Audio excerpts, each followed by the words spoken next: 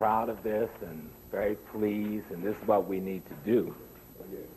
Because if you worship the gods of your enemy, then you've become your enemy. And so, anytime you engage in worship, you engage in carrying forward the aspirations of your enemy's ancestors or your ancestors. So depending on who you worship, that's whose ancestors' aspirations you carry forward. And we know what our enemy's ancestors' aspirations were for us.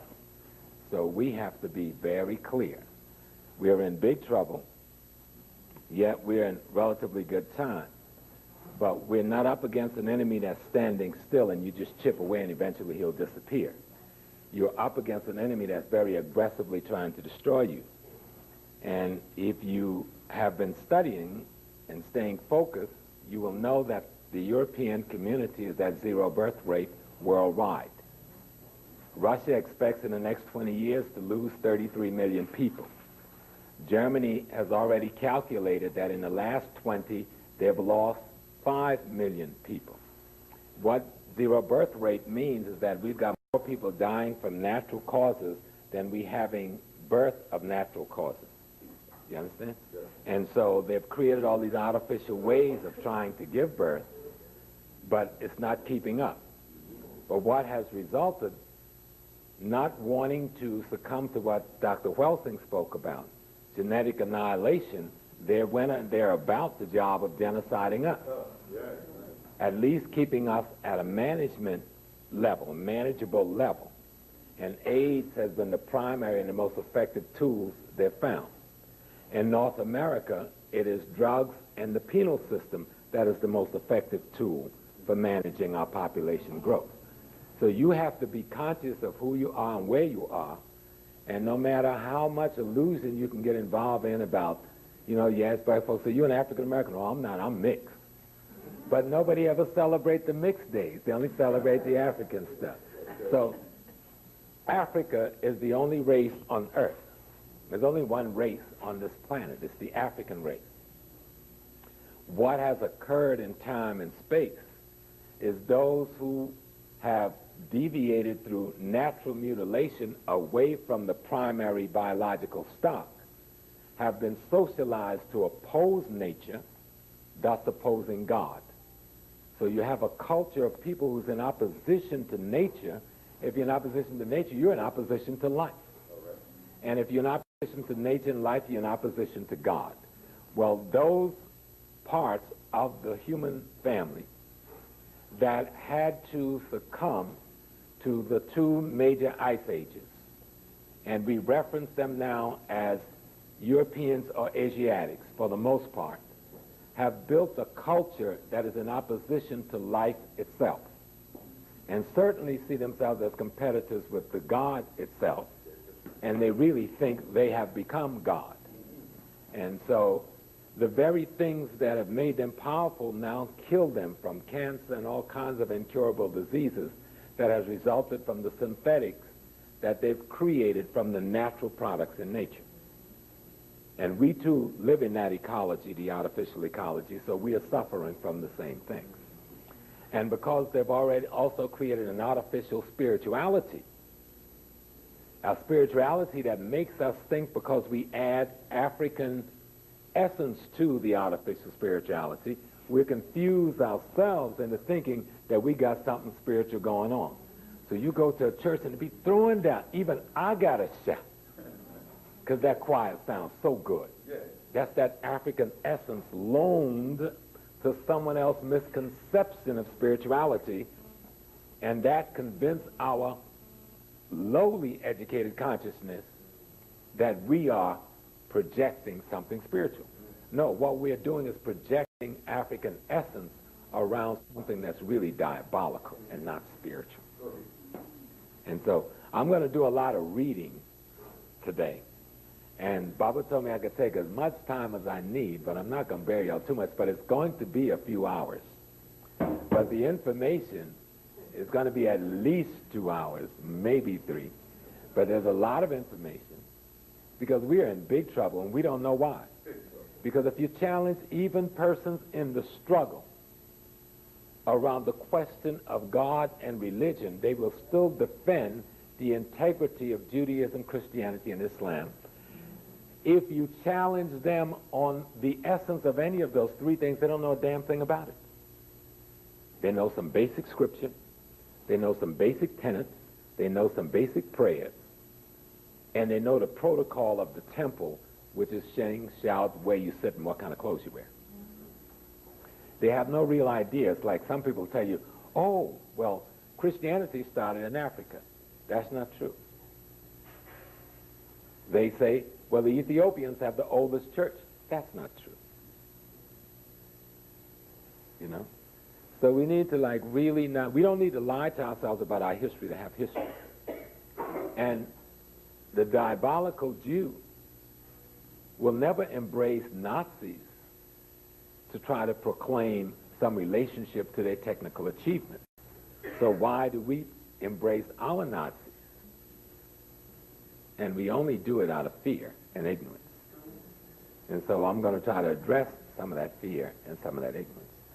Because it's important to understand, as my definition of Judaism, Christianity, and Islam, and I like to really open up with that Judaism, Christianity, and Islam are fragments from the periphery of the African spiritual and cultural system. Fragments from the periphery. They're not even a part of our core. Okay? Fragments from the periphery. And so as I go through tonight, even though it may get a little, it won't be my usual spontaneous kind of thing, because I'm going to be reading a lot of stuff, but I want to give you some information so that when you buy this tape, you could really try to look at some base stuff and then add your own research to it. And challenge anything I say. Don't believe nothing I've got to say. One of the worst things about us is that we've become believers instead of knowers. Okay? Take information from any source that appears to be informative and good, but then check that information out for its validity, me or anybody else. Otherwise, you're doing a disservice to your own consciousness, and you're not going to grow. My attempt is to give you information. I will make mistakes. As you move on with the information, you will get rid of mistakes and add new things to it. So we're going to move on in the evening. I'm waiting for Reverend Brown to really get himself set up like he wants to. But this becomes important because the true war that we have with our enemies is the war for spiritual consciousness. Okay? Everybody in this room will go through the process we call death. I don't care how pretty you are. I don't care how handsome you are. I don't care how intellectually educated you are. I don't care how technically trained you are. I don't care how much wisdom you've acquired. We are all going to die. So it's important then to know what is death. And if your only reference to the knowledge of death comes from your enemy, and he uses the fear of death to keep you in check, then you better question what his definition of death is. Because before we were here in this consciousness, before we were here in this manifestation, we existed according to our culture. That means we've been in existence longer than we've been in this expression. Matter of fact, no matter whose tradition you deal with theocratically or theologically, you cannot have a God and then have anything else. If you have a supreme being, it is the only thing that can exist. Nothing else can exist. If anything else exists, then you have more than one supreme being. So then, if you understand that, and that's right out of African tradition across the continent, that the only thing that exists is the Creator, then what the heck are you? You are but an aspect of its expression in time and space. Some of us like to say we are beings having a human experience. But if you were anything other than an aspect of the being, then you yourself would be a being equal to that being. So the only thing that exists in the African notion of spirituality is God. And there is no notion in any African cultural center of a devil. There actually is no notion of right and wrong. There's just the notion of either being ignorant to what is appropriate or being enlightened to what is appropriate. And if you're ignorant to what is appropriate, you will suffer a consequence because of that ignorance. So it's important to become enlightened, and that's what culture was about. Culture was not about entertainment. Culture was about education, about bringing outside of you what was appropriate for you to be in harmony with the rest of the nature that you were a part of. And that's what music was used for, and that's what dance was used for, and that's what drama was used for. Now it's used to artificially entertain and stimulate you so that you will not reflect on reality. If you turn it down just a little bit. So we probably won't even need it if you can hear me in the back. And as I go along, I usually go up. I start off with a soft bass, but it gets up there. So you understand where I'm going. Because either we are Africans or we're not. See, many of us, myself included, for a long period of time, and probably because of ignorance to a great degree, are playing African. We put on the symbols of Africa, but we don't want to take on the essence of Africa. To take on the essence of Africa, then you have to see yourself as God expressing itself in this time and space, and that means your responsibility is for the world. That means you have authority over the world. If you're not ready to take responsibility for the world, you can't have authority over the world. And if you don't take authority over the world, somebody in the world will have authority over you. And that's what our situation is. Somebody has decided to take authority over you. Tells you when they want you to die, tells you when they want you to live. Tells you what degree you can express your living and what degree you can't. It tells you whether you can love your mate, or tells you when you can't. It tells you how to handle your children and tells you how you shouldn't. And we try to comply because we want to hang on to what is called life, yet none of us can determine when we're going to die, and none can determine how much time we've got. Some people will live to be 100 plus. Some won't make it to 2. And you really don't know when that number is. I've had 3 clinical deaths, and I'm still kicking. I often wonder, who is this after all? You know? But nature wasn't ready for my recycling, and so it regurgitated me back up. For whatever process and use I have in nature and time. So I'm going to start with just some little things that I wrote down. Now, Dr. John Henry Clark said, history sometimes tells you where you have been in order to tell you where you are. So you can estimate where you still have to go. Dr. Clark said, in Who Betrayed the African World Revolution, remember, slavery is never abolished. Slavery is transformed. Now it's computerized. Only the slave can destroy slavery.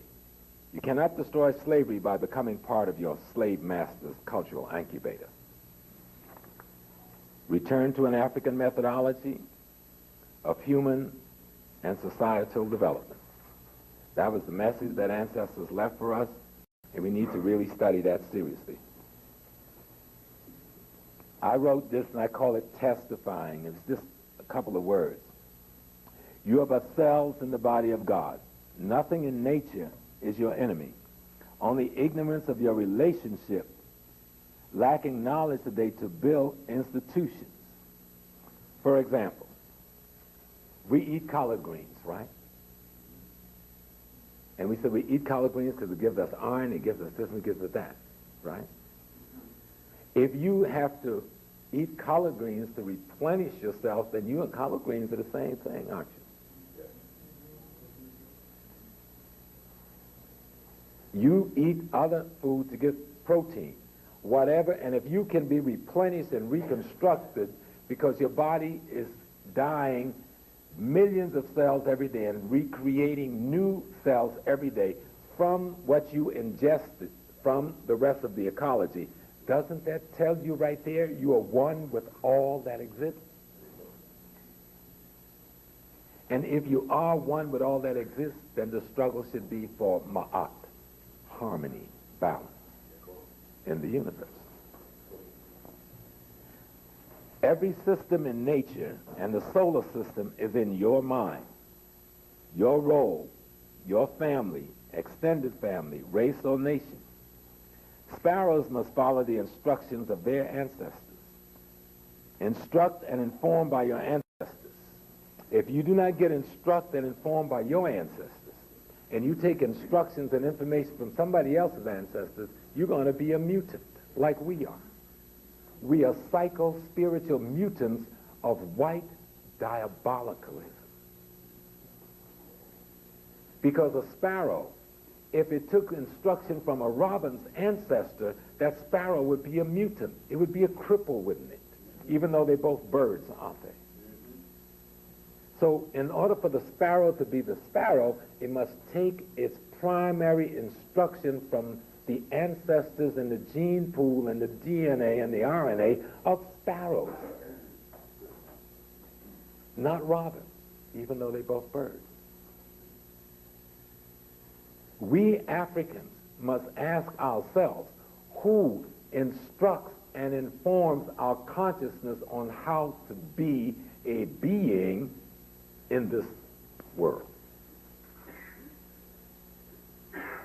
And I know some of you said, well, Jesus, my Jesus, sweet fantasy of white imagery in my consciousness saved my soul. The only reason we called on Jesus because it was death to call on anything else. Jesus didn't transform the Africans during slavery who heard about it. The Africans transformed Jesus. The degree to which Christianity in America have any credibility is the degree to which the Africans took that sick view of reality and gave it spiritual credibility. But if you don't study and see what we did with it, you will think the white man gave you something credible. And you won't see that you took something that was incredible and made it credible. That's right. You understand what I'm saying? Because this is important to understand. Because our children, even the best of us, in struggle, our children that we give birth to are being influenced, impacted, and directed by the socialization process of the rest of society, and we have to struggle just to keep our offspring focused on just basic survival, let alone really seeing what we've been trying to tell them. Because everything in the culture is designed to murder things African. So if you struggle to bring African into being in your consciousness and you give birth to a child in this society, it doesn't possess what you possess because all of the machinery from the time you went to a hospital and had them put you through the process to give birth in the wrong, unhealthy manner to start with, they went at war against your offspring. And when we send them to the schools, thinking we're sending them to the best schools, so we're going to send them someplace where that's not in the ghetto, and realizing that we are defaming ourselves by calling our community a ghetto to start with. We live in communities. It may be under attack by our enemies, but we don't live in ghettos.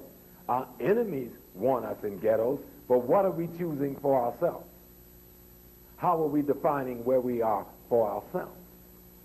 And because he can convince us that we live in ghettos and our schools can't work, we don't even go to the schools to make them work. We send our children to our enemy who we haven't even transformed and said, now mold this for me, and he murders it and sends it back, and you go into crisis trying to figure out what happened.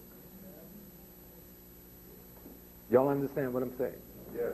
Because that's what we're dealing with here. We're dealing with psycho-spiritual terrorism. And you got to understand that. It's very important that we understand psycho-spiritual terrorism, so that when we begin to look at economic terrorism, we can see why economic terrorism is so effective against us, because the psycho-spiritual terrorism have been so successful. We'll be talking, of course, about principles. And principles is a law of nature as formulated and accepted by the mind, an essential truth upon which other truth is based. the acceptance of moral law as a guide to behavior, a rule by which a person chooses to govern his or her conduct, often forming part of a code, the elements or rudiments of any art, science, or discipline. So we must think in terms of principles, concepts, and ideas. Principle, concepts, and ideas. Those are the three areas, categories that we're going to use in terms of engines to construct our personality and our character. I've written a definition for spirituality, too, that I like to use. But first, I want to reiterate, we must return to ancestral consciousness as a way of transforming consciousness. Only by advancing African consciousness will we achieve African liberation. Restore African and our ancestral cultural integrity. This will allow us to resist European ideas, socialization, and begin to reestablish our ways of balance, harmony, and justice, or ma'at. Let me try and explain so you really get it. We know past, present, and future as the three spheres of time. Africa know only one sphere, okay? The future doesn't exist. It never exists. It is aspiration. It is dream. It is hope. It inspires and it motivates you to be, but it doesn't really exist. And you can't go to it and borrow anything to build anything with. That's tangible. You can be stimulated and motivated by the aspirations for what is possible. The present is incomplete because it's coming into being. It doesn't exist yet. You're creating in the present. You're bringing into being. There's nothing there completed for you to use to build anything with. Only in the past, only in the past can you find completed models, blueprints of concepts, ideas, and principles with which to construct your aspirations you call future in your present. And the very instant that you've completed a construction in the present and realize a future, it becomes the past again, to instruct and to inform. And that's why ancestors, which is the past, is essential to be your instructors and your informers. Whether they were enslaved, whether they were a prostitute on the corner, whether they were a junkie standing in a doorway, because that junkie and that prostitute was you that simply got damaged more than the you that's looking at them by the enemy's blows. But within the context of having to struggle against those blows, even they have wisdom that can keep you and your children from ending up in that doorway or on that street corner. So you've got to listen to your ancestors and be instructed and informed by their experiences. Spirituality, in the final analysis, is the resulting condition, habits, principles, concepts, ideas, rituals, practice from being instructed and informed by your ancestors. It is, of course, God the Creator, our creation itself, that are and is our primary ancestor. That our obligation on this experience is to be exactly like what we call God. That is the primary role model for how you want to behave. We know that culture, the training and development of the mind, the refinement of tastes and manners acquired by such training, and again, spirituality is systemic understanding of your relationship to the rest of nature and the universe, and process and methods used to stay in harmony with all that exists. Culture, again, the social and religious structures and intellectual and artistic manifestation, etc., that characterizes society, the rearing, the cultivating in a preparated way and to prepare at least the minimum the next generation, to cultivate, to prepare, to raise, to improve, to refine, to cause to develop. And what do you want to cause to develop? The psychological being, the physiological being, the sociological being, and the spiritual being. And so we need to make sure that in doing this, we don't get carried away like some of us get out there on the spiritual skids and we out in outer space someplace and we have no connection to reality. You must stay focused on food, clothing, shelter, safety, and security. That the energy you're expanding because in order to breathe and live for the next few days or weeks, you must have food, clothing, shelter, safety, and security. Don't just get out and say, I'm on a spiritual trip, and we out there not being responsible to the most fundamental reality. In order to provide food, clothing, shelter, safety, and security, you must then be clear that you must control land, you must control political institutions, you must control educational institutions, you must control health care services in your community, you must control police and security in your community. You can't do any of this unless you clear on three areas: economics, politics, and culture. You cannot separate them from spirituality. You cannot separate them from nation building. Economic, politics, and culture.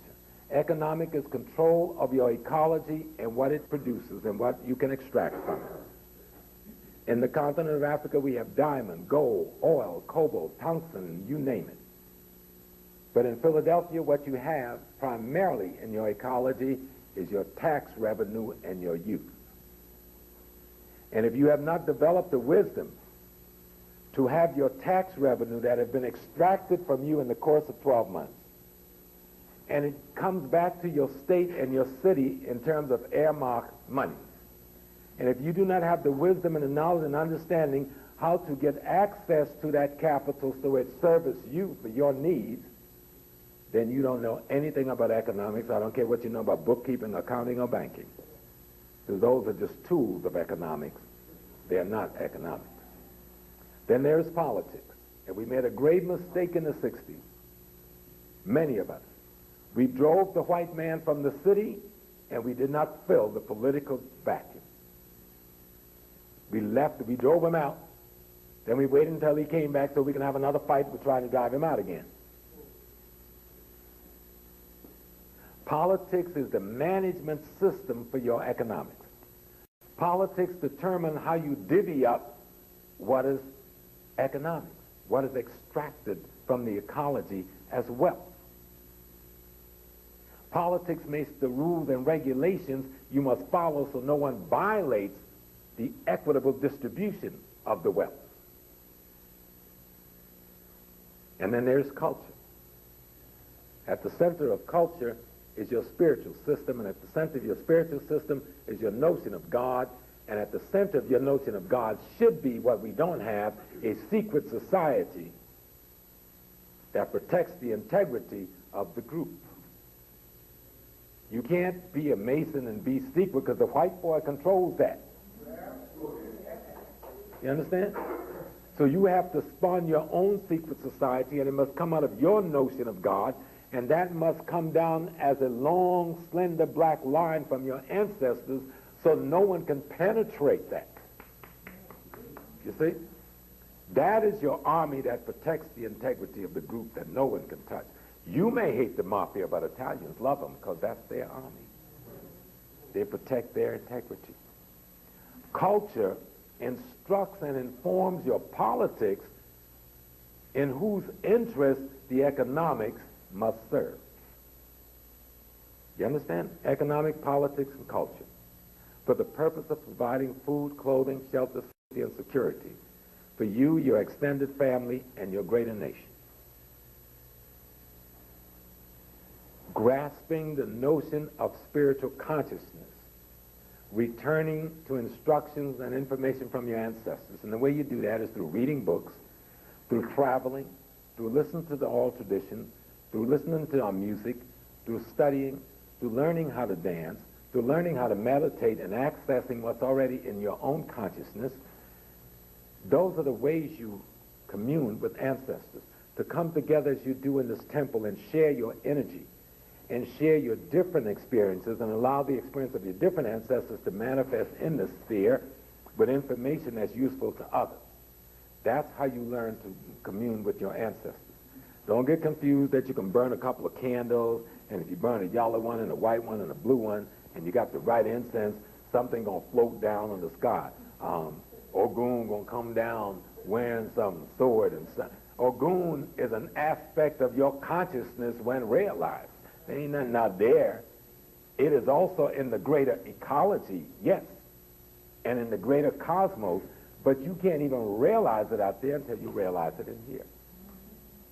I'm going to deal near the end with traditional religion, but just to give you a sense of what we are talking about when we get there, because I'm initiated to the Yoruba tradition, and I'm initiated to the shrine of Oya. When we think of Shango, which you're familiar with, we think of the god of thunder and the god of lightning. Well, that's just a metaphorical anthropomorphic representation of what the power would look like if you could make it physical. But there was no person like that. Shango is the realization within each and every one of us that we become aware of the courage necessary for spiritual growth and development. When you realize or accept the courage within you that's necessary for you to grow and develop, then you must have a relationship at least with two other forces that the ancestors have recommended. You must have a relationship with Oya. Oya, who becomes the wife of Shango, represents change in process. Once Shango, that aspect of your consciousness, realize the need for change, then it must marry change, which is Oya, the wind, as a symbol, meaning wind blows away the negative and the profane and cleanse the ecology for the new to come into being. Oya is married to both Shango and Ogun. Ogun is transformation, the result of change. You understand? So ancestors weren't doing no boogeyman stuff. They had a system of education to instruct and inform their consciousness, and they created symbols and anthropomorphic imagery to train their youth and to keep in focus with one another so they could stay on course. We've allowed the enemies to write book and define our own spiritual culture to us. Well, we've got to go to them old folks. Y'all down here in Philly, y'all got a bunch of root people down here, but y'all scared of them, some of you. When we was down south, I grew up on a plantation, a place called Georgetown County, South Carolina. I'm talking backwoods, you don't get no more backwoods than Georgetown County. A little place called Acadia Plantation, down in between Myrtle Beach and Conway. And Mama was a root lady. Every single village had a root man or a root lady or both.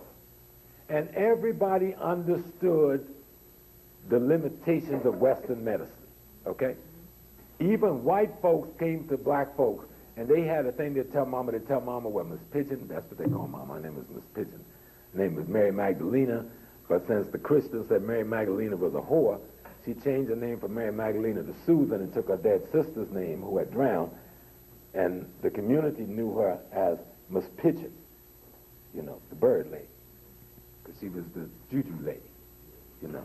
And so they would tell Mama it's a snake bite. The snake bite means Western medicine can't do nothing for this here.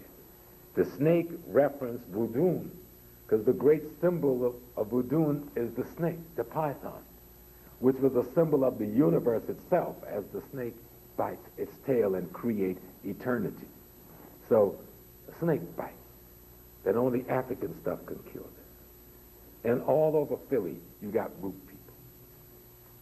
And we know when things get real bad, we all sneak in by night. But what we need to do is start going to the root people's house by day.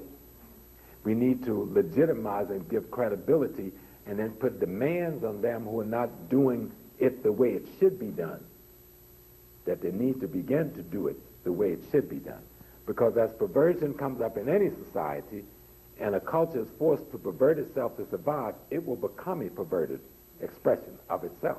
And many of our people are violating out of ignorance and some out of greed the system of medicine and science and spirituality that our ancestors passed on. But for those of us who say we're in the vanguard of this development, we have to take the responsibility then to accept our system as real and legitimate, and to make it legitimate, at least among us. But even those of us who are in the struggle, you are the exception having this temple. Many of us who are in the struggle are afraid to identify with African spiritual systems such as voodoo, such as hoodoo, such as Yoruba, such as Ewe, such as Akan. We would rather masquerade as a Muslim to say in being a Muslim we're being anti-American or anti-Europe, because that's acceptable to the enemy. But we rarely go past that except for a few of us. And if you don't go past that, you're still in the cemetery. You still have the hangman's noose around your neck. How do we gain these institutional controls? I just explained. We master ecology and environment, turning riches into wealth. When you spend nearly $700 billion, as our people in America did last year, we have riches. How do we turn it into wealth? Politics is the sociology as economics is the ecology. Politics is your economic management system. It creates laws, regulations, and penalties. Culture is to education what politics is to sociology and what economics is to ecology. Education and spiritual system, the socialization process, which determines our values, interests, and principles. For whose interests we want these controls. We want to control self, we want to control family nuclear, we want to control family extended, we want to control community and family, we want to control race, and we want to build nation. What guides us to this understanding? As I said before, we must be instructed and informed by our ancestors. And that is my opening. And that I hope you really begin to grasp. Because time is running out. You had somebody blow up towers in New York.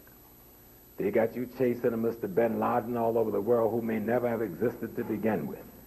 I'm not accepting the okie doke. You're going to send your children to watch Black Hawk Down. Some of you will go and watch it. 18 Americans died that day. Nearly 100 was wounded in Somalia. They killed nearly 3,000 Somalians on that day. So if I'm going to cry, and I'm not going to, over 18 crackers and a couple of silly brothers,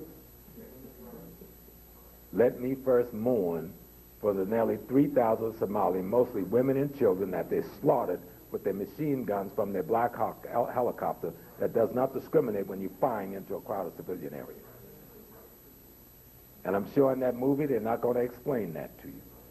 They're not going to explain to you that that dictator, what his name was, Biden, that General Adid and them overthrew, that America put into place in Somalia, that in that short period of time that he was there, he was put there by the Americans, and within a year, he had sold 1/4 of the exploration rights for oil in Somalia to 4 American oil companies, Amoco, Gulf, Chevron, and one other. And Adid and them drove those crackers out, and that's why they want to get back in, and that's why there's ships off the coast of Somalia now trying to set up for the invasion so they can restore those oil contracts to these big oil companies. They didn't even tell you that Afghanistan, around the Caspian Sea area, have a 500-year oil reserve there, and that already gave them a couple of $1 billion to run the pipeline. But when the Afghans realized what the deal was, they said, this ain't enough. They were doing business with the Taliban, so the Taliban said, that ain't enough money. Even George Bush passed them a few million. Stop going to Poppy because we're going to make money off the pipeline that Clinton paid you for. They said, no, you got to come up with about $1 trillion. So that a year before the World Trade Center A major figure in the American government in the speech before Congress says the only way we can realize the oil in Afghanistan is to put a new government there. But to do something as drastic as that, you needed an excuse that no one could question you on. And they got the excuse, or gave themselves the excuse. It's for your consciousness to realize which way you got to go. But I know which way we've gone thus far, and they've been our enemies, and never have we known them as our friends. So what I'm going to do is just a little quick run through a part of, and I think I brought the wrong glasses. I don't know. These are some new glasses, so y'all got to abide with me. I just got these last week because I lost the lens out of the other ones, so I haven't really ranged them yet where I could really see good. But we're going to just go through some things that we are about in terms of timelines, so you can kind of see who we are. And some of this is being done for the tape for people who are not here, so that they can also have information in a certain way that is easy for them to be instructed if this proved to be good instruction. So we know that between 5 to 2.5 million years ago, when nobody else existed, we existed. Fossil rocks, ancient skeletal remains, have been uncovered in the Rift Valley and surrounding areas. That's in Ethiopia, Kenya, Tanzania. The Rift Valley actually runs all the way up. The Red Sea is actually a continuation of the Rift Valley, the Great Rift Valley. Evidence points to a common human ancestry originating in Africa from the emergence of a human-like species in eastern Africa some 5 million years ago. From Hadar, Ethiopia, the 3.18 million year-old remains of Lucy were unearthed in 1974. 3.18 million years. They're calling the 17th and 16th century ancient history. For them, we can't even get back to our ancient. Because if what I said earlier is true, our ancient has no beginning. See, because there could be no beginning to the universe. There can be no beginning to God. The notion of beginning and end, their so-called alpha and omega, is false notions. If you have a beginning, something had to be there before the beginning. If you have an ending, there's a presupposition that nothing could exist and nothing can. There can be no existence that is nothing. There is no conception, at least in my intellect, of a notion of beginning. There's simply what the ancient Kemetians call Fahemi Wasu, the repetition of the birth, the constant rebirth of the notion of what is into higher levels of being. And so we have to turn to the ancestors so we can see ourselves in that way. 600,000 years ago, widespread of species across Asia, Europe, and Africa. That's when we walked out and populated North America, when there was only black folks here. We populated Asia, we populated Europe. That was 600,000 years ago. 200,000 years ago, what we identify today as Homo sapiens banded together with others to form nomadic groups. Eventually, the people they refer to in Africa as the Sand people, the people who we now know as the people that live in Namibia, parts of South Africa, and Botswana. The whites sometimes call them Bush people and Hottentots, the Khorasan people. These people were the people that were the base for all of us and all of the rest of humanity. Okay. And they just had a finding in South Africa, I think last year, in this cave, of what is going to prove to be older fossil remains than even what we found in Ethiopia. So the white folks try to play around Ethiopia with this Semitic thing and Hamitic thing. Well, let them get on down to South Africa and play with that one. That's a hell of a lot of traveling they had to do to go visit somebody, you know. But we know they'll try. But what we've got to do is stay focused on the fact of what and who we are in terms of this expression of the being. 25,000 years ago, rock paintings in North and South Africa were discovered. That's Olduvai Gorge and other places. And we see a lot of those rock paintings on television, and we hear on the Discovery Channel and the History Channel where they actually try to portray this off as being them. Even though you're looking right at the black figure with anatomical shape like us, meaning good buttocks, nice projection, you know, and where our bodies don't sit, it's hard to explain. Our bodies sit like this. See, we have legs, buttocks, and then torso. You really got to watch that. When you study physical anthropology, they show you how bodies are skeletal shape. We come down and we do a little loop. You see? Others come down and do a duck. Pay attention. You may not have thought it was even important. Check it out. What it has to do with longevity on the scale of evolution. Walking upright for so long, you've adopted the perfect structure to reduce the stress on the upper body, because you shouldn't stand up. The heavy is up and the narrow is down. We should topple over. But having been at this so long, we have this magnificent stamina. That's why we can dance the way we do and not fall down. If others try to dance with the rhythmic movement we do, they will fall. That's why they don't even try to do it, because they're going to fall down. We don't fall. It's almost like we've got a, what's the thing called, a gyroscope built in. Okay? You ever watch folks, especially, we kind of lost it in America. In North America, we do a lot of dancing with our thighs and with our upper body. But in the Caribbean and Africa, they still dance with their hips. The gyroscope, all of the movements that happen with the rest of the body takes its instruction from this part of the body. And that's deep, because that's how we all walk. Think, when you walk, look at how you walk. Watch other people walk. Watch an Asian person walk and wonder why they do like that. Watch a European walk, and then watch a black person walk. And watch what part of the body the energy for that walk is emanating from. And you'll get some nice information just observing people. In 6,000 to 4,000, the river people emerge along the Nile, the Niger, and the Congo River in West Africa. The Ashangi of Zaire, the Republic of Congo, introduced mathematics long before Egypt. You've heard Mansertima talk about the Ashangi bones for years. And the Cyclopean stone tombs built in Central African Republic area, the spread of agriculture south of the Sahara Desert, supporting a growing population which mastered animal domestication and agriculture and forced the sand groups into the less hospitable areas. And that's 6,000, 4,000 BC. By 4,500 BC, ancient Egyptians began using burial texts to accompany the dead. First known written documents. Now this is deep.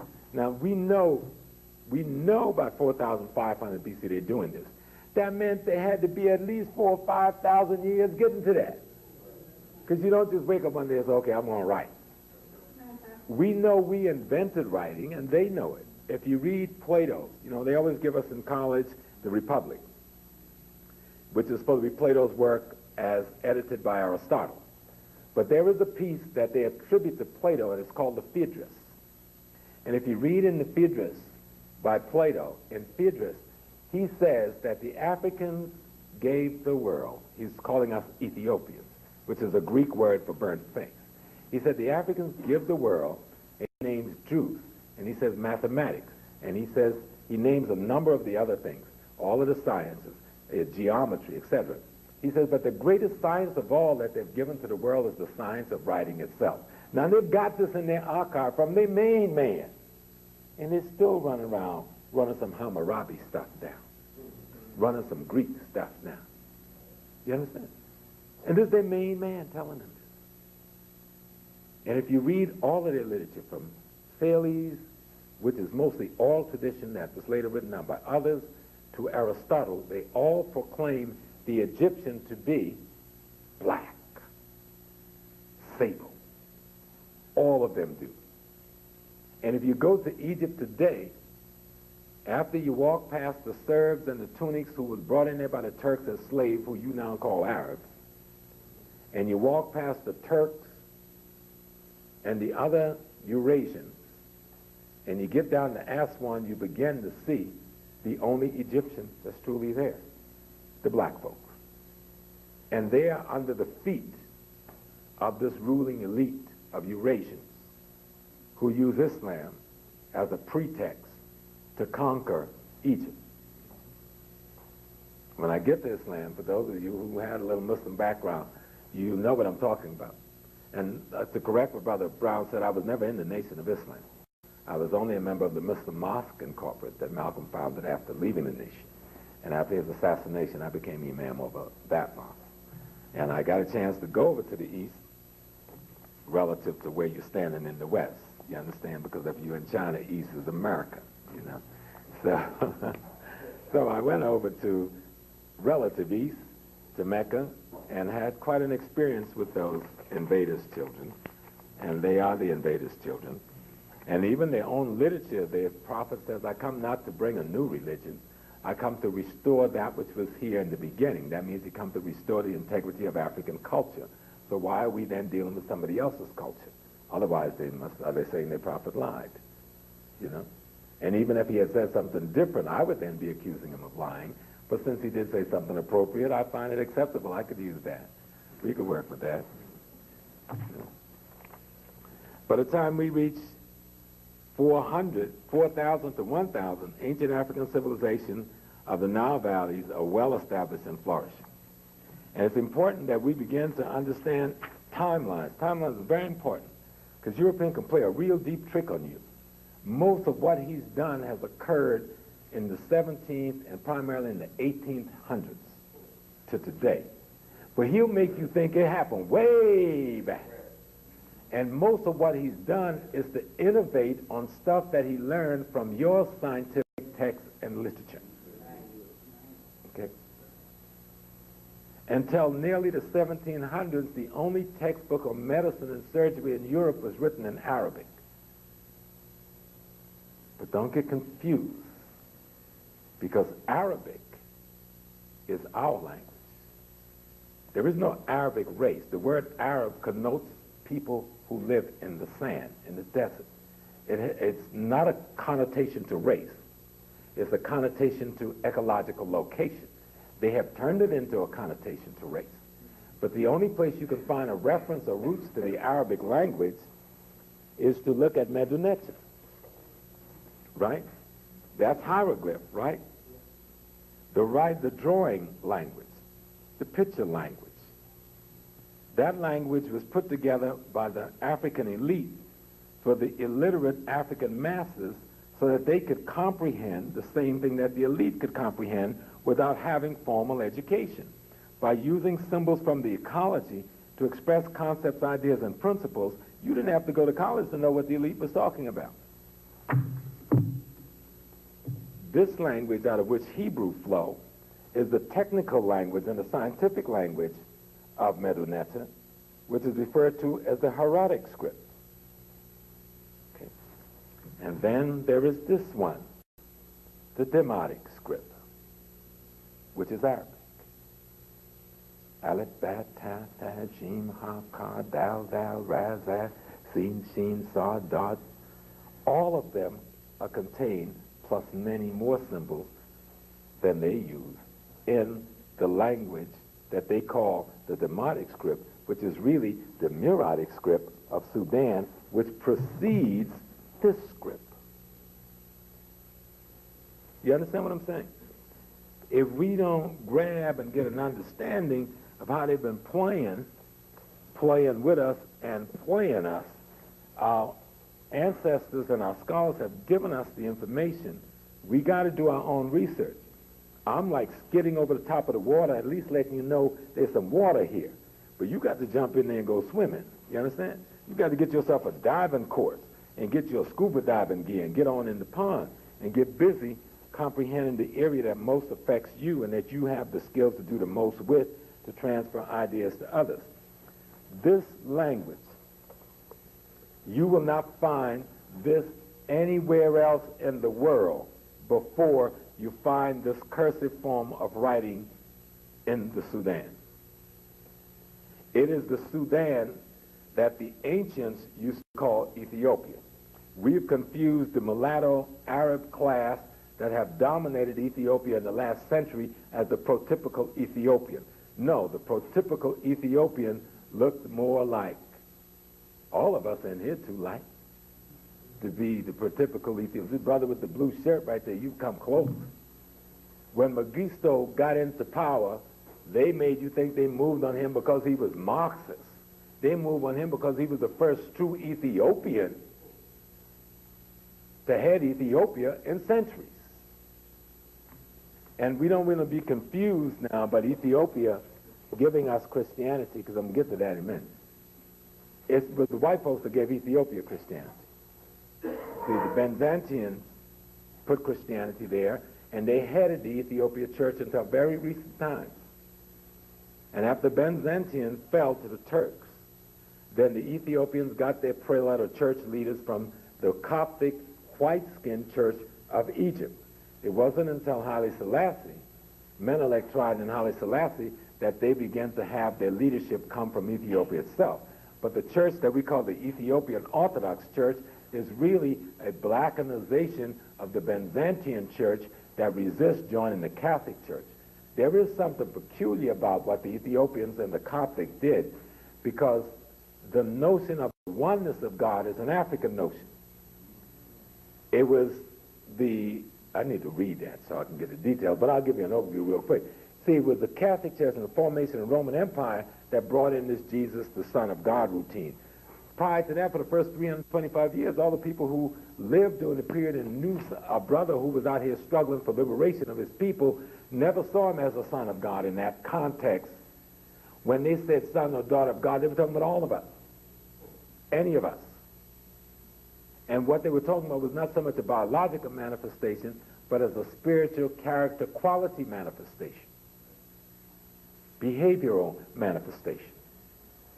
But it was the Catholic Church, which is really the Roman Church. You know, the word Catholic means universal, and church means community. And so this was the universal community that was forced to accept a certain belief, backed by the Roman army to enforce those beliefs on other people. Okay. But a group of Africans did break and say, no, we ain't down with that. Well, that group of Africans formed what we know today as the Coptic Church. See, because we can get confused.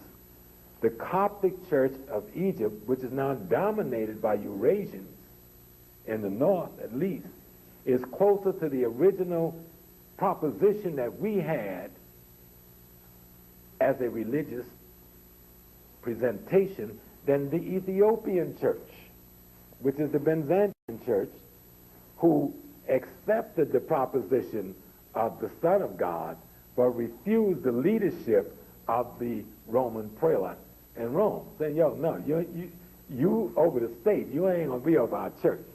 You understand? So the folks in Turkey, what is now Turkey, in that area, said, no, we down with God, but we ain't down with you ruling us. You can't be over the church. You can be the state leader, but you can't be the church leader. Because remember, the Roman emperor becomes the Pope. The Pope is the Roman emperor. Well, the Byzantine church refused that leadership and said, we will dominate our own life. We will lead our own life. You're not going to rule us from Rome. We're not going to be your empire. And that was the cause of rift between them all of the centuries, even to today. But there was another part of the puzzle. The people we call in the Coptics were the black folks who was under Roman domination militarily, who Constantine had brought up to Nicaea to say, I want this thing put together like this so that I can socialize this population which is resisting my conquest. And there were some black folks who say, okay, we'll go along, look at you trying to do something decent, because you did help us get rid of the Persians and the Greeks. And then when they saw the play, they said no. And the brother who led it was Arius. Today they pass Arius in their history as a white boy. There's nothing in the history of this tradition that shows Arius as white. Even though they later assassinate him in Egypt, he doesn't get assassinated before forming the organization that we know today as the Coptic Church. The strongest presentation of this church was in Sudan, near Khartoum. But much of the Christian, African-based Christianity that was not a part of or a child of Roman Catholicism that was based in Sudan was destroyed by the Muslim occupation of Sudan, even though remnants of it still exist. Ethiopia, we know today, or the old Aksum Empire, which is now Ethiopia, took up some of the character of both the Egyptian church, Coptic, and the Sudan Coptic church, which makes it closer to what it should be than the Byzantine church was, or anything near the Catholic church, or the Christian church. All of the Christian church you know are children of the Catholic church, except for the Coptic Church, the Ethiopian Church, and the former Sudanic Church. You understand what I'm saying? It's important to know because the theology that then emanates from these people that have practiced such genocide, that they then make a swing and tell you it comes from you, and then you try to legitimize your being a part of this thing by saying, well, it all started in Africa anyway. No, it didn't all start in Africa. Labels, don't let labels fool you. This thing gets deeper because they didn't even call themselves Christian in Africa until recent times. They didn't call themselves no Christian. They didn't speak Greek. That wasn't their language. You know? So think in terms of studying timelines. Look, you create your own timeline based on your body of information. And it'll help you to study. It'll also help you to instruct, especially your children. Because I made the mistake, and I know many of you made the mistake. We out here so busy in the world teaching, we forget those offsprings need our teaching too, and we got to set up something special. I'm still wrestling with mine, even though they're in their 30s. That's why I'm not letting y'all go through. Y'all blacker now. So some of them have been out there and they had their little excursions, but they're all back into the fold. It's a struggle. They're mine eternally. There'll never be a moment in time when they're not going to be my children, and I'm not going to be their father. And so I'm taking that responsibility because it's mine. I'm not asking nobody for that. That's mine. And I don't want nobody messing with my job because that's my job. I even tell them, don't mess with my job. I won't mess with your job of being a child of mine. Don't mess with my job of being a parent of yours. And we can get along fine. And they're beginning to get it. When they find out I'm not going away, even when they move out of state, I go visit them once or twice a month until they get the point, and then I'll cut back and give them a little more space. But the point is, it's on us and it's up to us. So I want to bring that piece on the timeline into being, and then I want to do a little piece on Kemet, just some stuff on Kemet, and then we're going to go into these religions, and we'll be ready for the religions by then. Y'all should be warmed up a little bit now to at least where I'm trying to come from. You know, Theophile Banger, you know, he's out at San Francisco State now, head of the Black Studies there, but he worked with Sheikh Anta Diop, and for a while he was seeing Philly at Temple for quite some time. And he told us that there are 5 realities or dimensions of Ma'at. One, the first dimension is religion, and the first reality is the religions are sacred. The second dimension is cosmic, and the reality is the cosmos. The third dimension is political, and the realities is the state. The fourth dimension is social, and the reality is society. And the fifth dimension is anthropological, and the reality is man. And what Brother Obanga was trying to explain to us is that it's not as simple as we think. And when I break down the disciples and the 99 pearls of faith to you in a minute, you see, it's simple, but it's not simple. Meaning, it's simple, but it requires some study. You got to put some time into it. We got to gain some understanding of how this thing works if we're going to get out from under this white man. Remember I mentioned earlier that we won the war in the 60s and then we let him come and take over because we allow Marxist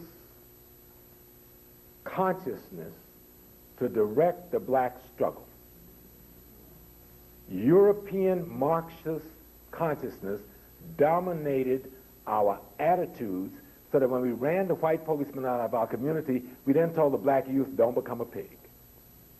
Well, who the hell did we think was going to become the pig again? We should have seized the opportunity in these inner cities to control the police departments, and we didn't do it. And in a short time, they began to bring their youth back into our community, better trained, better organized, better fortified to be the policemen in our communities again. We should have seized the EMS positions, but we didn't do it. We should have seized the fire department positions, and we didn't do it. We should have begun to groom the people to take the city council seats, and we didn't do it. We seem to operate under this need for protest continually. Let's have the enemy in power so I can protest getting him out of power, instead of me being the power and then transforming myself beyond an enemy. We didn't go there, and we've lost a great victory that we won. But we need to start trying again. We need not, those who are activists need not abandon the political process, because you don't have another process. And unless you're going to get another process, seize on this process. I'm not saying become pimps to the community. I'm saying become responsible political representatives. But that's not just on the individual you send. That's also on the senders to hold that which you send accountable for the mission you sent them on. Whether the penalty is verbal chastisement or recycling to the ancestral realm, whatever is necessary for you to enforce the integrity of your aspirations as a community on somebody you sent to represent you is what you've got to do. And I know you understood what I just said. Okay. And so we've got to get back into the game. If you're talking nationalism, then you've got to seize territory. If you're in an inner city in America, the only way you can seize territory is to get the political and economic control over the geographical territory that your people are residing in. If you're going to control territory, then you must seize the police force. That means you've got to send your kids to schools and to classes that you put on Saturdays in your living room and another place, tutoring them to pass these exams for fire department and police department. And then you have to follow them as they take these exams and mentor them. So if somebody, because we see too many black youth in Philly, as we see in New York, pass the written exam, pass the physical exam, and then some crackers sit up there and try and do an interview and say you don't pass the psychological. Well, if they pull that, then we've taken them to their maximum of their own courts. But since we've never really challenged them, they keep pulling it. You see some totally biologically inferior people strolling around your community as cops, psychologically off balance, and you see your beautiful youth walking around without a job in his own community because this thing said he's psychologically unfit to police his own people, while he imports a perverted, sick, racist, underdeveloped consciousness to come and be a brute to hold you in check for trying to be a citizen of the very nation he says he wants to protect. So you understand the instructions. We got to become the policeman. We got to become the fireman. We got to become the EMS personnel. We've got to become the nurse. If you don't have the money to go to medical school, then become the lab tech. Become the nursing aide. Become the medical assistant. Get in that hospital. If you can't get there, get your children in there, so you can give service and protect the sick that goes in there. The majority of the people in the hospital is not doctors, not nurses, it's the other workers. So if you become that majority in the hospital in your area, you keep doctors and nurses in check in your community. And you can protect the health care of your people. But you got to be deliberate. You got to know what revolution is about. Revolution ain't about raising a gun, an empty hand, pretending you got a gun in it. I did it in the 60s. I was stupid, too. Revolution has come. Time to pick up the gun. Ain't nothing in there. An empty fist. We ain't got no gun. This fool got all kinds of guns, and we up there with an empty hand. Now, yes, it was courageous. That's all we could do. And even that challenged his authority over us. But we got to go beyond that today. Those young men and women were brave. They went up against all of that power with nothing but mind and soul and courage. That's not enough today. They're not afraid of us no more. We're not a mystery no more. So we've got to seize real power. Seize real power. They can't be a community school board or a PTA in a school where your children go that you're not on. They can't be a police board or community board that you're not on. You sit back and you leave it for the so-called petty bourgeois elites and then complain that the petty bourgeois elite ain't doing a damn thing for you. What did you do for you? Take the responsibility to lead. Food, clothing, shelter, safety, and security, economic, politics, and culture must be matched by the willingness to serve and to remember. You know, the word religion, the Greek word which we have in English, religion, means to bind back. Re means to do again, and ligio means to bind. So do again is back, and religio is bind. So when you're using religion, you're trying to bind back to something. What I'm telling you is what we're trying to bind back is to the integrity of our ancestors' intent. Okay? Remember, we must always remember. Why? Re means to do again. Member means all of the parts must be put together. So when you remember, you bring together all of that which makes you what you are. You understand what I'm saying? So we need to think in terms of religion, and we must always think in terms of remembering ancestors. Never lose that focus. So in every home, there should be at least a shrine to the ancestors that you're conscious of. In every one of your homes, you have a shrine to your ancestors, you're unconscious of it. You got a mantle, or you got a TV, or you got a table with all their pictures on it. But you're not conscious that that's what you're doing. It's been passed down, but you've lost the reason that you're doing it. Go into any of your house. I guarantee you got a table, you got a mantle, you got something where you got the pictures of all them folks that done died. They go Auntie Titty over there. Oh, they go Baba Small, they go Baba Andrew there, and Uncle Peter there, and Uncle John, he there. We got them all there, but let's take it further. Let's make it an altar or a shrine, whatever you want to call it. Clean it, keep it clean. Have them in the order of their birth. Know which one had what skill. And go sometimes and just meditate with them. Light a candle. Candle ain't going to do a damn thing but burn wax. But what candles like fire often do is allow you to meditate and to focus. Okay? And if you get some good incense, it relaxes you. So you can focus and meditate. Remember, everything Granny told you is in your subconscious. If you can meditate and recall back the moment, see, memory isn't recall, it's reliving. So when you go back, you relive the moment. The wisdom is there. But you must focus. And that's what the photographs does. You ain't worshiping no photographs.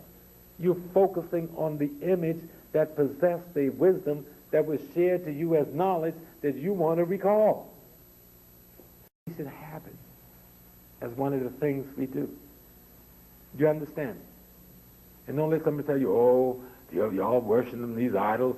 You ever been into a church that ain't got statues in it? You ever read a holy book, so-called, that ain't talking about some saint or prophet or somebody? They Abraham you to death and Moses you to death, and you want to call up Malcolm, Dr. King, or Fannie Lou, and they say, oh, something wrong with that. Well, if Moses represents to one group what it represents, why can't Fannie Lou represent to me what I want her to represent? She's my goddess. Because it's deep. Let me show you something. Then I'm going to move on down the line ahead. Because sometimes you got to move away from your line. Y'all know there's Passover, don't you? And even some of y'all respect these folks having their Passover. Do you know that Passover is the Jewish community celebrating the murder and genocide of black male youth? Oh, y'all saying black, but y'all didn't know that. If some God gonna send some angel of death to kill the first male born in every house in Egypt, and we know Egypt is black, then they're celebrating the murder of black male youth. Now, if you accept that in your normal consciousness, it drips down to your subconsciousness, and when they kill black male youth today, you think it's normal. Because it was down and good with God. That's why you've got to understand how deep and diabolical that shit really is. It's deep. It's real deep. And you got to really see it. Otherwise, they will trip you, they will trick you, and you think you on with just trying to be a human being, showing deference and courtesy to other people. It's deep, man. Here comes Canaan. Let me just give you a little piece, then I'm going to get back to the reading piece. Because I'll tell you I'm going to take a little time, if y'all don't mind. There's a people that live in Ghana. They live in the capital city called Accra. These people call themselves Ga Adangbe, Ga Ablade. They said that they are the Canaanites. And they got ran out of their land by some folks called the Israelites. Ain't that deep? Because we got folks running around saying they're black Israelites. Well, now these black folks say they're the Canaanites. Now, when you read the Bible, their text, the Torah, it tells you the Canaanites were black people. Matter of fact, the very word that connotes them means black. And the mother of Solomon and David were Canaanites, and both of their names connotes black. Ain't that something? And here are these black folks that say that they sojourn out of there when this invasion comes. So then you must then raise a fundamental question, then who was the Hebrew Israelites? And are they who we think we are? Or just as blacks became black Muslims because it seemed like a way out of white Christianity, blacks became black Hebrew because it seemed like a way out of white Christianity. We got to raise it, and we got to be serious and not be afraid. Because we don't have to create history, because we got real stories. Okay? These people, these Canaanites, if you go to Ghana in early August, from late June or early July to the end of August, no drums are played in their area. No noise is made, because they're dealing with ancestors. That's a long period of time. At the end of that period, it's called Homowa, the new year or the renewal. And you know what they do for Homowa? Oh, they make a nice food called pak poi, which cleans you out. Because it's new year, you got to clean up to move on. They go to this pit in Ghana and they take this red clay and mark their doorways so that the angel of death will not stop at their house. Does that remind you of anything? Look like somebody stole our stuff and called it their stuff, don't it? And when Homowa is finished, it's a beautiful ceremony and experience, and when you commune with the people and you sit down and you hear the history told, and note that most of us over here are Ga people, or Ewe people, or Akan people, or Yoruba people, or Bakongo people. That's not their story, that's our story. That they tell us. That's our... So, when you start hearing those stories, you have to ask some questions. What's going on, like Marvin said? What's really going on? And we're going to begin to see that these people came back with their sick selves from the mountains. I don't need to go into some of this because I've already gone over it. And we know that in ancient Kemet, long before anyone wrote a Bible, Torah, or Quran, in a book that we can now access called the Pyramid Text, you can find the creation story almost to the letter of the story that's in the Torah or Old Testament. Okay. In the Pyramid Text, we talk about the great primordial waters of Nun, and that there was darkness. In the Torah, they talk about, and darkness was on the face of the waters. They talk about, and God, and we talk about Amun, or the hidden one, that out of which Ra light will come, as a manifestation. But first will rise out of the water the primordial hill we call Ptah. Matter out of liquid energy, or matter out of liquid matter. What do they call that? It's quantum physics today. They'll make reference to that. But we expressed that in the Pyramid Text many, many thousands of years ago, that solid matter came into being out of liquid matter.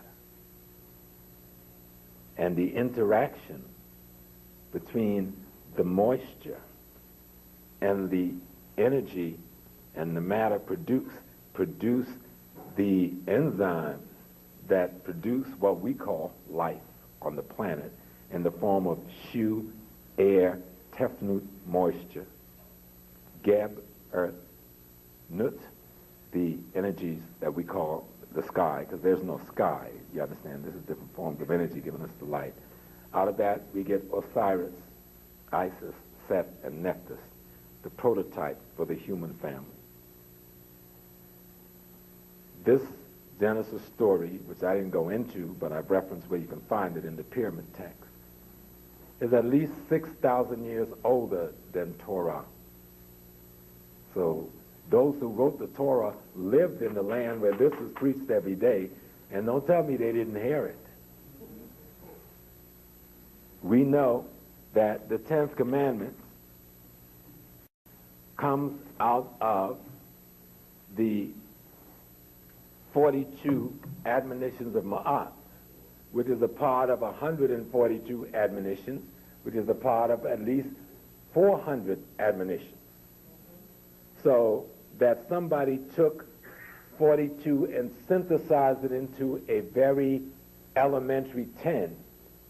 Imagine now, we are in Egypt, and what we did in our last moments to make sure we stood right, we go before the God in our spirit and our physical and says, I have not lied. I take responsibility in the first person. I have not committed adultery. I have not brought tears to anyone's eyes. I have not eaten the fruits of the gods. I have not called God's name in an unuseful way.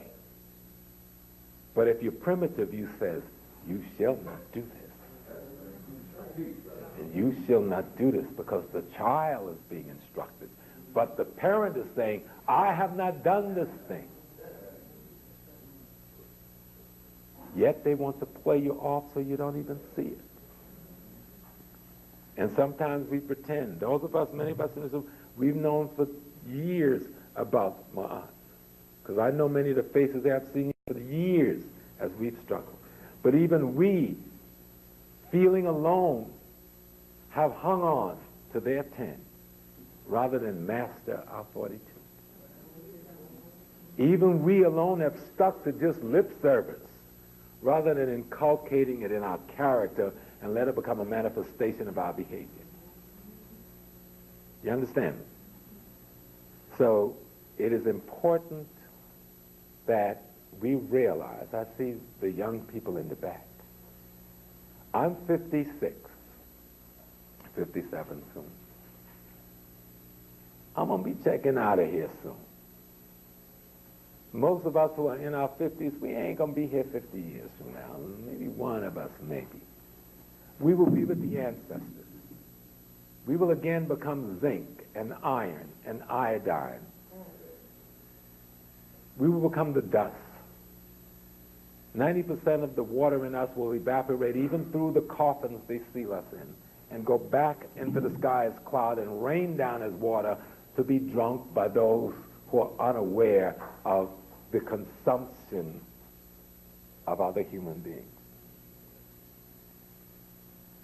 But you young ones, if you learn from us well, without being afraid to let us love you, because the enemy told you, if I love you, he will not reward you. Let us love you enough to give you knowledge. And then you gain your own knowledge, and you be twice as big and twice as powerful as we could be.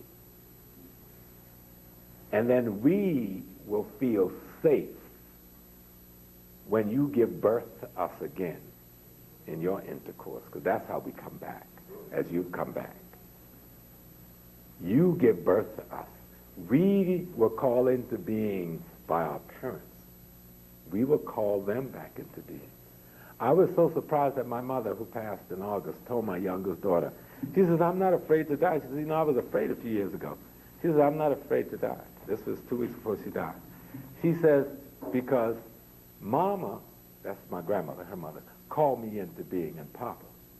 And I call my children into being, and they call y'all into being, meaning my daughter. And she says, and I'm going to go for a while, and then y'all will call me back into being. We've been doing that unconsciously for too long. Let's now do it consciously.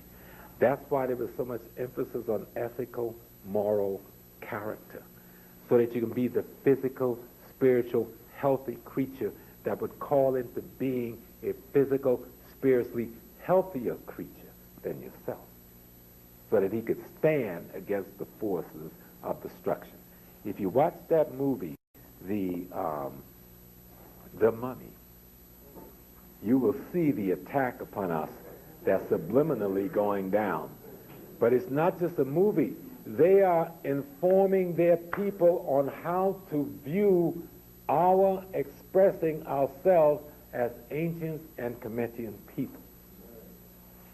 They're identifying the symbols of our most sacredness and saying they should be considered profane.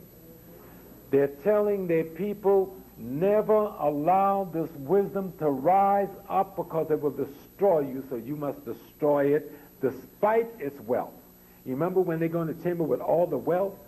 They were so busy trying to deal with the destruction of the spirit thing that they left all that gold up in there, except for the little bit the cat got because the other boys stole that and left it on the donkey.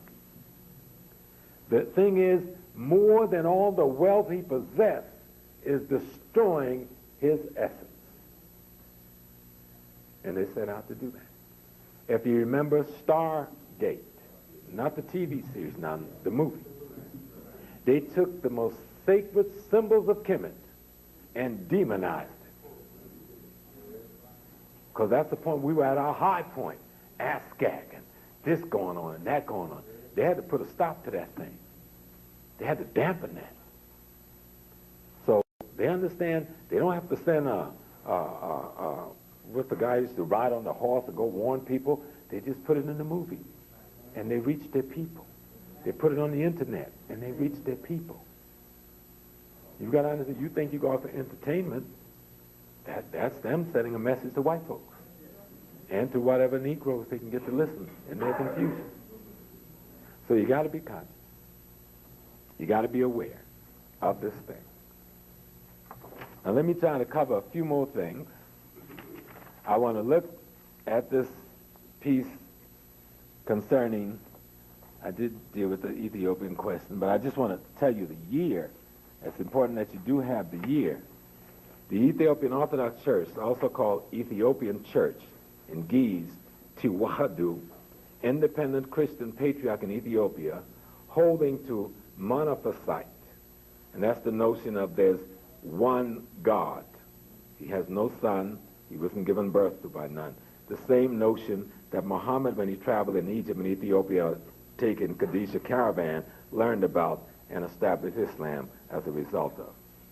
Doctrine, that is, that Christ has only one nature. The church organized the honorary primacy of the Coptic Patriarch of Alexandria. It is headquartered in Addis Ababa.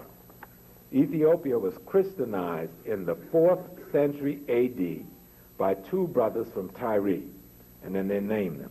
What had happened, this guy was going on down the Red Sea and his ship wrecked, but his two children, two princes, survived. One of them got very close with the prince of Ethiopia because they could read and write. The king of Ethiopia used the enemy to teach his son. So when his son became king, he became a Christian. That's always the way they get it. You know, we send our children out to our enemy every morning. But what do you think we're going to get back home every evening? The enemy. You know, unless you set up something else, Saturday school, after school, to put your values there and teach them to challenge what they're getting, even though the tooling and the training we're getting from the enemy is necessary and useful, the education must come from the family on how to use the tools and the training. And that's why Saturday schools and after schools is absolutely essential for us in our involvement in PTAs and school boards to make sure of the integrity of our children's institutions. And so I'm going to do a little bit on Judaism, because this is important, because these are some real demons. See, we say white people, but white Americans are controlled spiritually by Jewish Americans. And the way they keep spiritual dominance over white Americans, because the economic system that the Jewish Americans set up controls the American system of economics. You understand? And so it gets real deep. But I'm not going to get too much into their political thing. But I just want to look at their thing a little bit, just for history's sake. So outlining, looking at Judaism, the holy book is called the Torah, the book of Moses, the Old Testament. And you can read Dr. Ben's outline of the three major Western religions. Abraham, the founder of Judaism, was told by God, according to them, to move his family from Ur in the present-day Iraq to Canaan, or present-day Palestine, or northeast Africa, is what this place really was and is. The reason to become the father of a nation who would believe in and worship one God, who is called Jehovah or Yahweh. Famine in the land soon drive Abraham into Kemet, the land of Egypt, according to them, in 1670, and according to Dr. Ben. Now, this becomes important because here they're telling us that they are the people of monotheism. And they like to tell you, as you read books and watch the television, how Jews create monotheism. Then why are you being sent from your monotheism land to a polytheism land for safety in monotheism? Does that make sense? Why would I send you down to Africa if they ain't down with monotheism to be safe from Iraq, who's supposed to be down with monotheism? Ain't that something? Now Abraham come on down to Africa with his lying, two-faced, good-for-nothing self. First thing he does, Pharaoh look at his wife staring and say, boy, you sure enough got a fine woman here. You know our brothers was, even when they were pharaohs, we were still jobbing. First thing he do is lie and say, oh, boss, this ain't my wife, this my sister. Pharaoh said, man, oh, man, here you have anything you want. So come on, baby, go with me. Go with the ferry. Hang on up in the palace. Pharaoh get the woman in his bedroom, thinking, not that he's violating anybody, he's making himself another wife, because he was allowed to have many wives. Angel stepped out and said, yo, bro, the woman married. That's a violation of the principle by which you live. Pharaoh jumps too, sends for Abraham. Said, man, what's wrong with you? How you gonna jam me up with God like that? By lying. But they tell you Pharaoh is the evil one, and Abraham the good one. Abraham lied. Pharaoh didn't violate the woman when he realized this was a wife and not a sister. He not only bring the woman back to her husband, he gave them wealth untold and some land to live on. But they tell you Pharaoh the evil one, and Abraham the good one. That's deep. Your consciousness don't even pick it up, because you believe so in the teacher, because the teacher has cast himself in the image of the God, that you don't question obvious stuff that comes forward. Obvious stuff. They run deeper than that. Take this piece. This will give you some definition. Adam is a symbol of the, this is just a metaphorical stuff. They say Adam is a symbol of the lower mind, energized from the desire plane, but receptive of impressions from the higher nature. This is the fallen Adam. The Kabbalah describes 4 Adams, the 2 highest of which are celestial and spiritual. The third Adam is the terrestrial Adam, made up of dust and placed in the Garden of Eden. Now they're playing with all of these levels of understanding while running to you that there's a man named Adam, when the word Adam itself in their language means earth or soil. The Hebrew word Adam, which connotes more directly red, Hence Adam, the ground or earth, Genesis 5th, 2nd. They even say it. So you got to study that literature, not just let some preacher tell you and then you believe what he's saying. He made my mama change her name by lying about Mary Magdalene being a whore and a harlot. You cannot find one reference in their Bible where Magdalena is called a whore or a harlot. Not one reference. The reason preachers from their secret societies was told to defame Mary Magdalene because she was the wife of their so-called Christ. And if you read the book, it'll tell you that. Now, any of you sisters here, as fine as y'all is sitting up here in front, but no disrespect, if you're a day or so older than me, y'all still fine. If I got to anointing y'all and carrying on, your husband ain't going to like it at all. But yet Magdalena was anointing a man with oil. You know how much some olive oil cost back then? Olive oil was like gold. So if that sister was anointing, that was her man. That was a notion of affection that's equal to me kissing and embracing you today. But it goes deeper. When they had that wedding feast, remember they had the wedding feast? According to Hebrew culture, only the groom can bring the wine to the wedding. Who turned the water to wine? It doesn't matter what metaphor they used for him to bring that wine. Jesus brought the wine. In Hebrew tradition, the family of the groom served the wedding party. Read the literature. Mary, Jesus' brother James, who was older than him, by the way, and his sister Sarah was serving the wedding party. But y'all don't read the literature. Y'all just listen to the preacher. Read the literature. Both of those things tell you that the only person there that could have been the groom was Jesus. And remember the wedding was held up for a couple of days because who wasn't there? Jesus. Well, you can't have a wedding without a groom. It gets deep. Jesus and Mary Magdalene had a beautiful son. You know about the son, but it never dawned on you because you ain't read the literature with an African mind. The son was called in the literature Barabbas. Bar in Hebrew means son of. Rabbas means the Lord.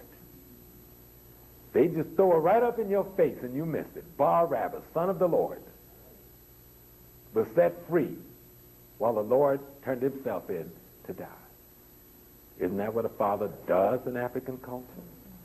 Isn't the next generation entitled to more opportunity than the older generation? So if one's got to be sacrificed, the older generation sacrificed themselves for the youth. But he didn't die since Jesus was a juju man. I remember I did a lecture in London, and they chased me all over England. And the lecture series was called Jesus, Obeah Man. Man, they had me sleeping on people's living room floor and hiding by night and hiding by day, moving by night. You know? Jesus Christ, the Obeah Man. When they saw that flyer, everybody, the white folks was looking for me and black folks.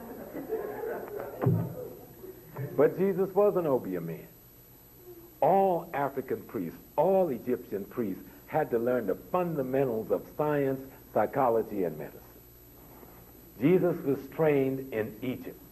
What we know of Jesus when he's a little boy and Herod wanted to kill him, according to their tradition, God says, take my man on down to Africa, to Egypt. Every time they got in trouble, their God sent them to Africa. Now, we ain't peeped that, right? Abraham gets in problem, God sent him to Africa. Isaac or Joseph get in trouble, God sent him to Africa, make him rich. Jacob and Esau and all of them, the rest of them get in trouble, God sent them down there to join Joseph, make them rich. They needed a prophet, God went down to Africa and got Moses. Jesus was going to be killed, God sent him to Africa for safety. Now come on, how much more y'all need? Even their own literature tell you that God don't do nothing worth doing until after he checked with the African folks. According to their literature. What makes Jesus an Obeah man? Read the literature. He's on the cross. He's captured about 9 or 10 in the morning. By the time, well, some say 2 or 3 in the morning. By the time all the proceedings is done, it's nearly afternoon, and they sentence him to death. It's a Friday afternoon. Hebrew Sabbath begins on Friday at sundown. You cannot bury anyone on the Sabbath, so that he doesn't get to the cross, because the sun is well past midday, according to their literature, until 2:03. It takes someone approximately 2, 3, 4 days to die on the cross, because you really die from suffocation from these muscles in your neck choking you to death as the weight of your body pull you down. So they said, well, they stabbed him in the side, and that's how they killed him, and they can get him buried real quick. That's why he had to go to the tomb of Joseph of Arimathea, which was one of his disciples and a wealthy man who was in the Sanhedrin, to be buried, because that tomb was close by Golgotha, where he was supposedly executed. All that sounds real good. They got that all wrapped up. Sounds good, right? But listen again. He says, I thirst. They do what? They give him vinegar and gall to drink. Right? Look, vinegar back then, there's no word for vinegar back then. The word is connoting what we call apple cider, which is fermented apple juice. Right? But there was something else, gall. Look up the word gall in Hebrew. Gall is the Hebrew word for pure poppy juice. Okay? You take pure poppy juice, soften the bitter taste with some apple cider, and what you've got is something that stops the body metabolism almost to a standstill, meaning your brain does not require the oxygen, because you've slowed the heart down to such a degree. The body, since the body metabolism is slow, the heart don't need to pump blood. So even if I stick a sword in there, you're not going to bleed to death, because the heart's not pumping.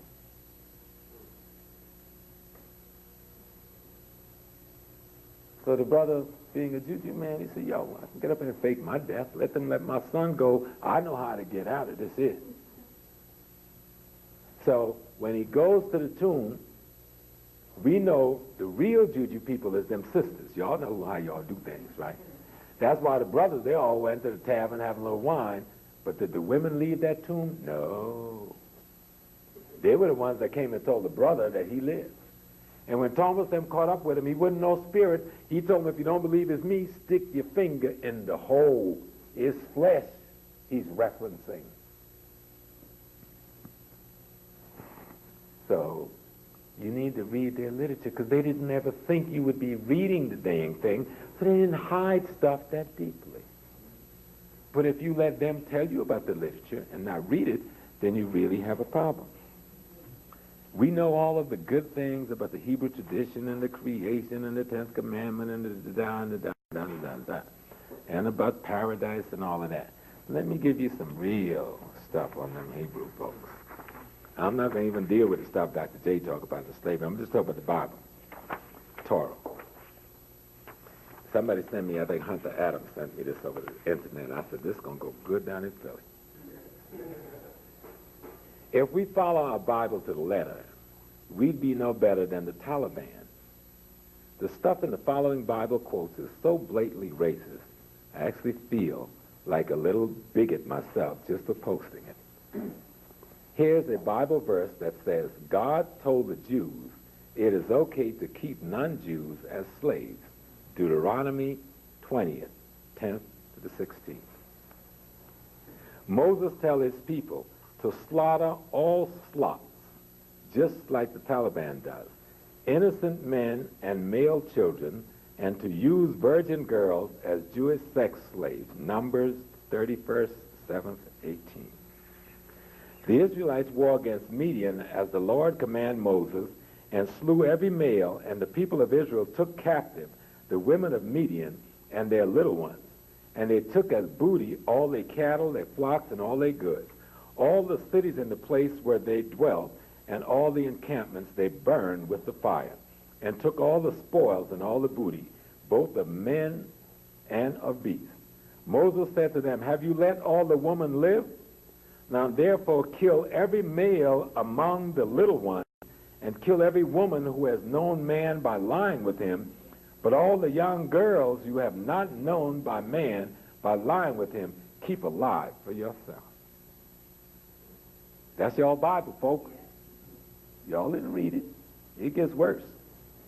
The Bible says Jews shouldn't harm each other, but it's okay to beat the crap out of non-Jews for money. It's real bad. Deuteronomy 15, 2nd and 3rd. I'm giving you the verses so you can go check stuff out, right? He, the Jew, should not press his fellow Jew for payment. The foreigner or the Gentile, you may press him for payment. And here the Bible says it's okay for Jews to rip off non-Jews. Deuteronomy 23rd, 19, 20th. You must not make your brother pay interest. Interest on money, interest on food, interest on anything on which one may claim interest. You may make a foreigner pay interest, but your brother or fellow Jew, you must not make pay interest. Here's a quote that says it's okay for Jews to suck non-Jews dry. Isaiah 60:16. You shall suck the milk of nations. You shall suck the breast of kings. And you shall know that I, the Lord, am your Savior and your Redeemer, the mighty one of Jacob. He's a particularly racist passage in which, here's a particular passage in which it is clearly said that non-Jews should be killed. Isaiah 60:10-12. Foreigners shall rebuild your walls, and their kings shall minister to you. Your gates shall be open continuously. Day and night they shall not be shut, that men may bring to you the wealth of the nations, with their kings led in procession.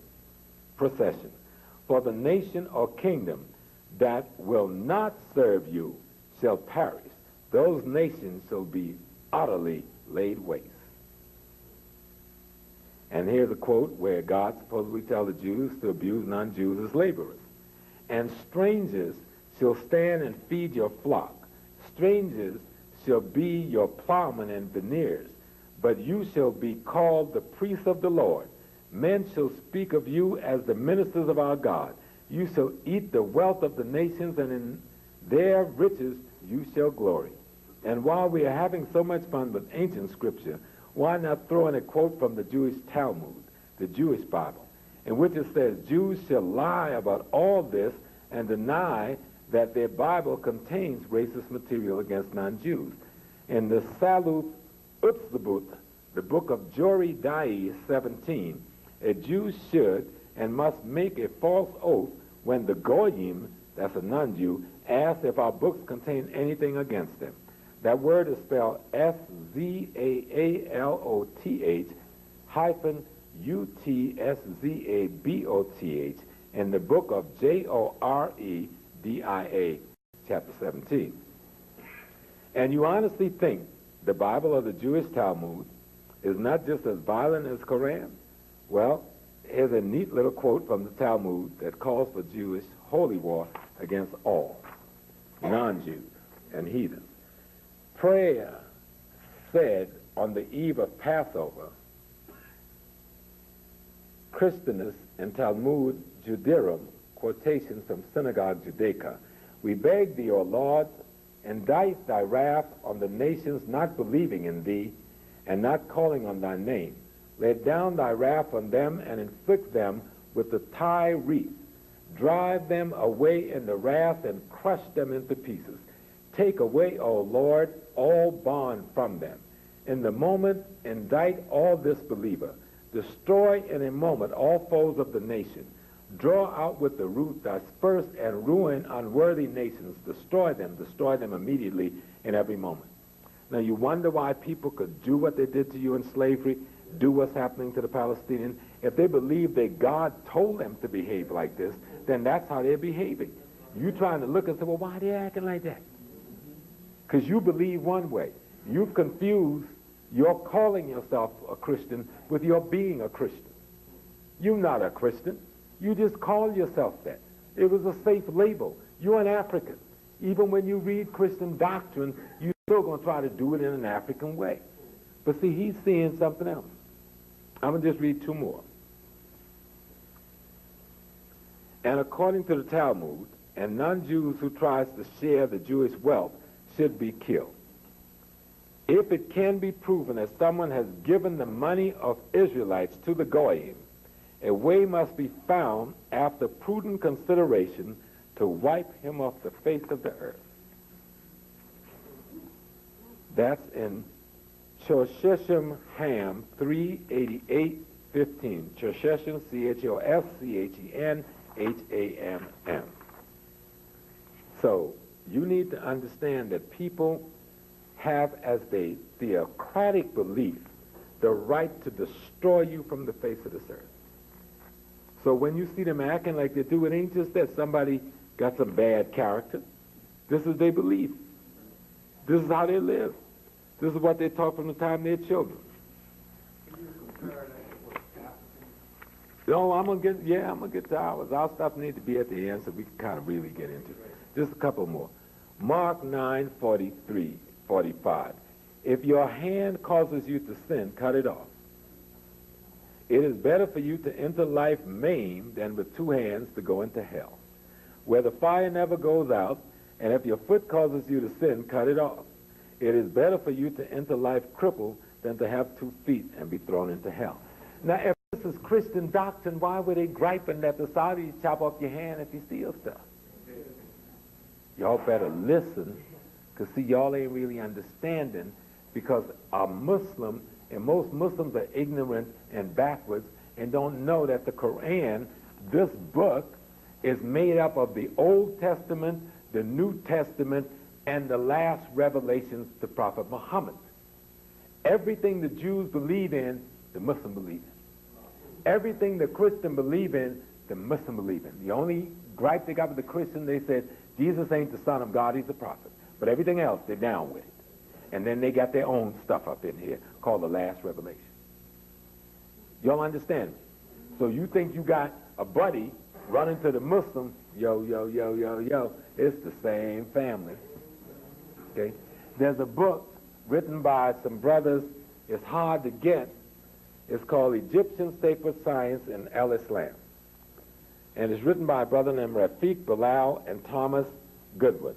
I think Brother Thomas passed away a couple of years ago.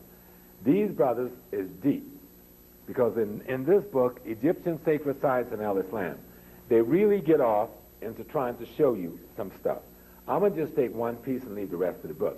There's a surah in there called the Surah to Asa, and that's the way they say it in Arabic. But it's spelled the same way Asar, Osiris, is spelled. In Surah to Asa, it is a very short surah, and it's about time.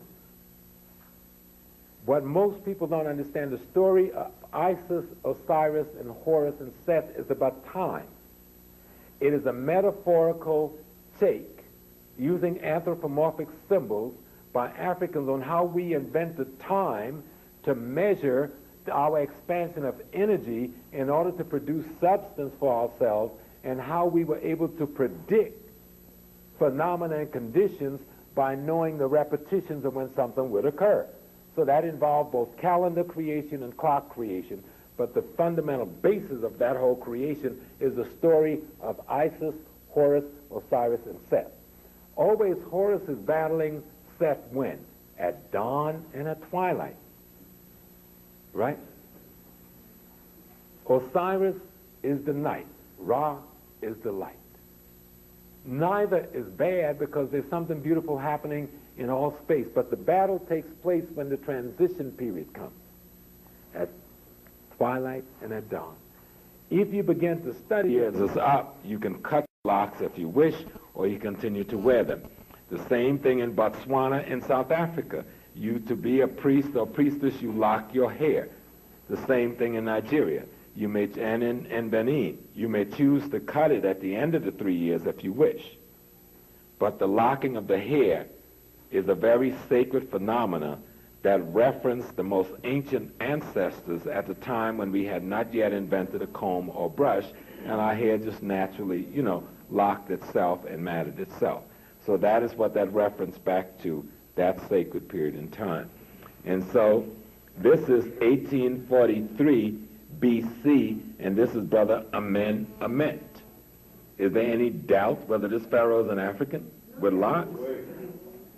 But if you think that's beautiful, watch a frontal view, even though they've broken the brother's nose off.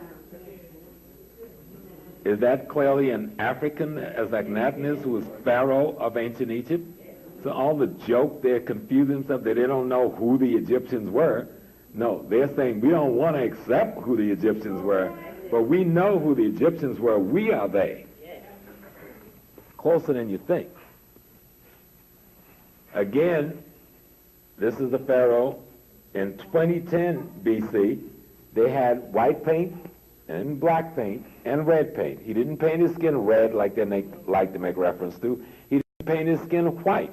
He painted his skin black, his garments white, and his crown red. He knew more about how he looked than we do. And we must accept the information he's passed down through time. Okay? That's King Mentuhotep the second in the 11th dynasty.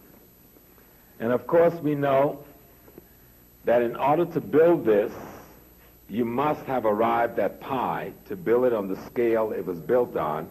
And if you read the papyrus that they now call the Musk or the Rhine Mathematic Papyrus, you'll see that they had already arrived at pi by the time they built this as a mathematical formula. In the Rhine Mathematic Papyrus, the original of which has been stolen and sits in the British Museum, and you can go and see it, they had already put together the formula that we call the Pythagorean theorem. Except this is 2,000 years before Pythagoras that the Rhine Mathematic Papyrus was done.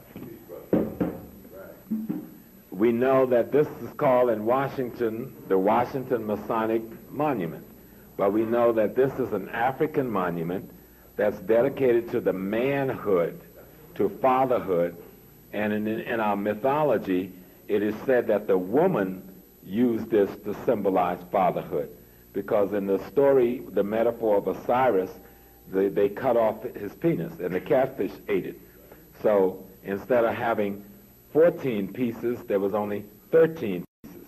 So the number 13 don't come from them in Good Friday. The number 13 came from this time, when it was connoted by us as being good luck, they connoted as being bad luck.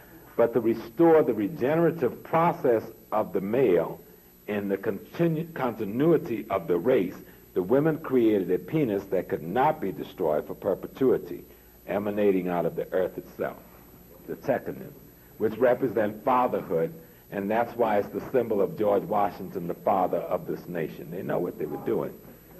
And then there's the Great Pillar Temple. This is older than the Parthenon. This is older than anything when Greece and Rome was still living in straw huts when this was built. So when you look at the Great Pillar Temples in Philadelphia and Washington and government buildings, you're not looking at Greco-Roman architecture. You're looking at African architecture. The Great Pillar Temples of the Nile Valley proceed by hundreds and hundreds and not thousands of years any pillar temple in Rome or Greece. And to go again into our great Nile Valley civilization, taken from a little reading from the book of the Coming Forth by, no, I'm not going to do that one, but looking at the Hosea, the book of Ptah-hotep, because it makes the point of God real clear. Now, the book of Ptah-hotep is considered to be the oldest textbook in the world, older than any of the other literature as an instrument of instruction. So you're talking about thousands of years before the Bible and the Torah and the Quran, who say they're the monotheists, right? Now listen to this. Be not arrogant because of your knowledge. Take counsel with the ignorant as well as with the wise. For the limits of knowledge in any field have never been set, and no one has ever reached them. Wisdom is rarer than emeralds, and yet it is found among the women who gather at the grindstone. If you are a leader and command many, strive for excellence in all you do so that no fault can be found in your character. For ma'at, the way of truth, justice, and righteousness is great. Its value is lasting and has remained unequal and unchanged since the time of its creator. It lies as a plain path before even the ignorant, and those who violate its laws are punished. Although wickedness may gain wealth, wrongdoing has never brought its wares to a safe port. In the end, it is ma'at, the way of truth, justice, and righteousness that endures and enables the upright to say, it is the legacy of my father and my mother. In this passage, we're talking about the one God. In this passage, we're talking about justice. In this passage, we're talking about balance and harmony. In this passage, we're talking about the destruction of ego. In this passage, we're talking about a whole bunch of stuff that makes up the foundation of Western literature, and yet this document is thousands of years older than any Western literature. And so we need to really reference back. We know that in 10,000 to 6,000 BC, we had created the stellar calendar. Those black people I just showed you had created the stellar calendar. By 4,000 BC, we had created the solar calendar. By 3,760, we had written our first creation story in the pyramid text. By 3,100 to 4,100, we had begun a dynastic period under the Nubian name Aha, or Narma, or Menes. And what we know as modern Egypt came into being. And so it is important that we reference back. The netters, which are the qualities and attributes of God as advanced by the ancient Kemetan people. Men equals lightning. Hathor, which is the head of the cow, represent motherhood. Neth, who represent arrows, is the hunter, or that one which can pursue and track the character of the human being by the actions you leave behind. Osiris equals a Romula in the Yoruba system and represents the notion of regeneration and resurrection, as well as Olokun, which is the bottom of the ocean. There's a point in which the sunlight penetrates water, and at the point, that is called photosynthesis. But the point at which the sunlight cannot penetrate, that's the point the African call Olokun. Out of that comes the planktons and the amino acids and the other things that when struck by sunlight produces life as we know it. So our people understood very high science. So Yemaya is that part of the water that is penetrated by sunlight, and Olokun is that part which sunlight cannot penetrate. So when we think of Ptah, we think about the celestial fire. Hapu, we think of the celestial waters. And those are the netters of ancient Egypt. The three major principles in ancient Egypt, the Ankh, the Wasp, and the Jed. The Ankh represent life. The Wasp represent prosperity, and the Jed represents stability. So they weren't just names they were using. They were talking about quality and attributes of the human character.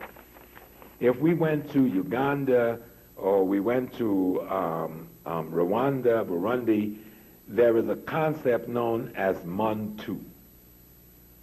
And when in that language system of the Bantu language, in terms of the suffix and prefix they use for human being and for human, the person or human being is Bantu. The human is Mantu. I'm going to tell you why I'm doing this in a minute, right? For place is Kentu. For thing is Bentu. For being or state of being is Kentu. The suffix Ba would be meaningless, which represents person, right out of the Egyptian person, would be meaningless without Into. Into is the essence of God, and it runs through all things as the perfect. Place, you say Ki, Kintu. But the Ki cannot stand. It has no meaning in the language by itself. Only when you add the perfect, which is God, into, do you then have a notion of place, Kintu. Thing, Bintu. Be by itself has no meaning as a suffix in the language. Only when you add the prefix God, into, do you have a thing. It goes to show you that the entire linguistic perspective of our people involve God as the central aspect of its expression. And being, Kantu, Ka. The Ka being from Egypt, we're talking about Rwanda now. The Ba, the spirit from Egypt, we're in Rwanda. When you add into, you get person and you get being. So the Meduneta is not something that some other folks had up in Egypt. This is something the people from the southern part in Central Africa took to the Nile Valley. Because the river don't run from the north to the south, the river runs from the south to the north. And before you had the technology to navigate against current, people flowed with the current to populate the areas they went into. And so we come into my beloved Ifa, Ifa Orisha. Some people refer to it as Vudun. Vudun is an African word, and the word Vudun literally connotes the God. In the Ewe language, they say Vudu Daha. It means the godly man. The word comes out of the language which is used by the Fan people of Benin, the Ewe people of Togo and Ghana, the Ga people of Accra Plains in Ghana, and the manifestation of these communities have been manifest in New Orleans, southern Mississippi, Martinique, Montserrat, and Haiti. A lot of time when people want to talk about voodoo, they want to leave black Americans out. Everybody want to think we ain't got nothing. And when they reference our hoodoo, they try to make fun of it. But we use hoodoo to connote the botanical part of our system that we managed to maintain. Since we weren't allowed to practice overtly the religion, we then practiced what we could. We could practice the botanica, or the herbal medicine, which is called root in some cases, or hoodoo in other cases.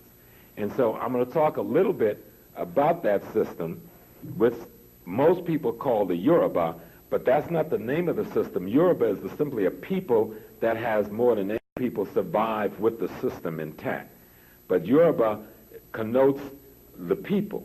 And the people, Yoruba, I'll show you later, Yoruba is a Medu-Neter word that's used to describe a people who trace their history from the Nile Valley. All of these people, the Fan people of Benin, the Ewe people, the Ga people in Yoruba, all trace themselves from the Nile Valley, okay, in their oral tradition. As I've interviewed and spoken with the priests and the priestesses in those places, they all trace their oral tradition. Some of the information you can get, you can't get unless you are an initiate. I'm initiated in the Yoruba tradition, I'm initiated in the Akan tradition, and I'm initiated in the Ga tradition. And I do have access, and Reverend Brown, who journeyed with me to Africa, know when I hit Africa, I'm Nana on the real side, from the president of the nation down, which I think I've quite earned it, because when you done balled out and passed out and all them ceremonies when you're too old to take it. See, if I'd done this stuff when I was young, I would have been cool. But I'm trying to do this stuff when I'm in my 40s and 50s, and these are things young men do when they're in their teen years. That's why they do the initiations when they're teenagers, because it's hard work and it's a lot of pressure and stress on you. But the Fan of Benin called these voodoo. The Ifa Orisha, or Yoruba belief, as we like to refer to it. And I want to just tell you what the Yoruba believes. We believe there's one supreme God. We believe there's no devil. Except for the day you were born and the day you are supposed to die, there's not a single event in one's life that cannot be forecast and, if necessary, changed. We believe your spirit lives on after death and can reincarnate through blood relatives. We believe you are born with a specific path. Divination serves as a roadmap to your path. We believe our ancestors exist and must be honored, respected and consulted. We believe the Orisha, or the forces of nature, those quality and attributes of God that manifest themselves in nature as and culture. You must be instructed and informed by your ancestors, and that means you must be into this tradition that I'm talking about. And in the end, we must make sure that we talk about the building blocks for the race. And we must talk about self and construction and configuration of self, family, construction and configuration of family, community or neighborhood, construction and configuration of community or neighborhood, race, a reconstruction and configuration of the race, and nation, construction of our nation. And if we get clear on that, by dealing with substance, management, and ethics, by understanding sociology, psychology, and ecology, ecology being economic, sociology being law, psychology being culture, and using Ifa Orisha to bond us together with a methodology and with rules and regulations that help us to navigate through all these things, we will soon find that our generations will know freedom. And when they give birth to us again, we will be in the world that we created in the beginning, and not in the world that have been violated by a mutation of the creation. I'm tired now. I have to thank you very much.